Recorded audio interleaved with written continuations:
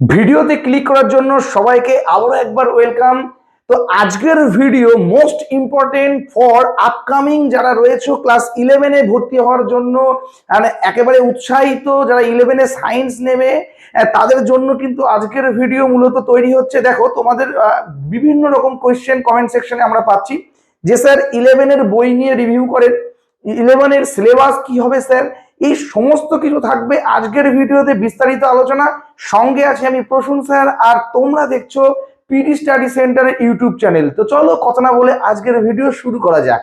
দেখো তোমাদের মনে একটা কিন্তু প্রশ্ন বাধা বেঁধেছে, সেটা হচ্ছে যে 11-এর সিলেবাস কি হবে। দেখো তোমাদেরকে একটা কথাই বলবো, যারা সায়েন্স নিয়ে পড়ার কথা ভাবছো, অলরেডি মাথার মধ্যে একটা সেট আপ করে ফেলেছো যে আমরা সায়েন্স নিয়েই পড়বো, তাদেরকে বলবো সিলেবাস কিন্তু এখনো পর্ষদের তরফ থেকে কোনো রকম কিন্তু জল ঘোলা হচ্ছে, এখনো কিন্তু সিলেবাস নিয়ে কিন্তু কোনো রকম কিছু পাওয়া যাচ্ছে না। সিলেবাস কিন্তু সঠিক কি হতে চলেছে সেটাও কিন্তু এখনো ক্লিয়ার না। তাই আমি তোমাদেরকে বলবো সিলেবাস কি হবে না হবে সেটা আর এক সপ্তাহের মধ্যে হয়তো আমাদের সমস্ত কিছু পরিষ্কার হয়ে যাবে। বাট যারা সায়েন্স নেবে বলে ভাবছো তারা পুরনো বই, সে বন্ধুর দিদির কাছ থেকে হোক বা দাদা দিদিদের কাছ থেকে হোক, পুরনো বই তোমরা জোগাড় করো, ফিজিক্স কেমিস্ট্রি ম্যাথ বায়োলজি যারা পিওর সায়েন্স নেবে বলে ভাবছো সেগুলোকে তোমরা বাড়িতে কিন্তু পড়া চালু করে দাও। তার কারণ যদিও সিলেবাস পরিবর্তন হয় তাহলে কিন্তু খুব বেশি সিলেবাসের যে চেঞ্জ হবে তা কিন্তু নয়।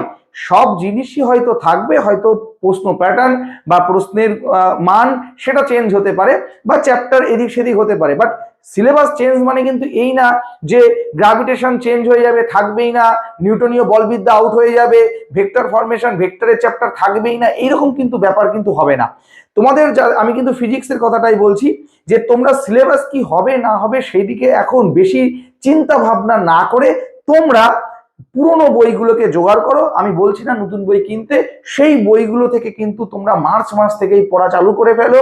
তারপর সিলেবাস যদি আমাদের সামনে চলে আসবে তারপর আমরা ডিসিশন নেব যে কি করা যায়। তাই যারা পড়াশোনার কথা ভাবছো, সায়েন্সের কথা ভাবছো, তারা অলরেডি আমি তোমাদেরকে বলবো মার্চ মাস থেকে কিন্তু তোমরা তোমাদের পড়াটা শুরু করে দাও। অযথা এই সিলেবাস চক্করে তোমাদের কিন্তু সময়টা নষ্ট করো না। এই জন্যই ছিল আমাদের আজকের ভিডিও। আর শীঘ্রই আমি 11-এর নতুন ফিজিক্স বইয়ের কিন্তু রিভিউ নিয়ে আসবো বিভিন্ন রাইটারের। আর সেইগুলো যদি তোমরা মিস না করতে চাও অবশ্যই চ্যানেলটি সাবস্ক্রাইব করে পাশে থেকো, আর পাশে থাকা বেল আইকনটি অবশ্যই ক্লিক করে দিও সবার আগে লেটেস্ট ভিডিও পাওয়ার জন্য। তো মোটামুটি আজকের মতো ভিডিও এখানে শেষ করলাম, দেখা হচ্ছে নতুন এপিসোডে। ততক্ষণ পর্যন্ত সবাই ভালো থেকো, সুস্থ থেকো, টেক কেয়ার।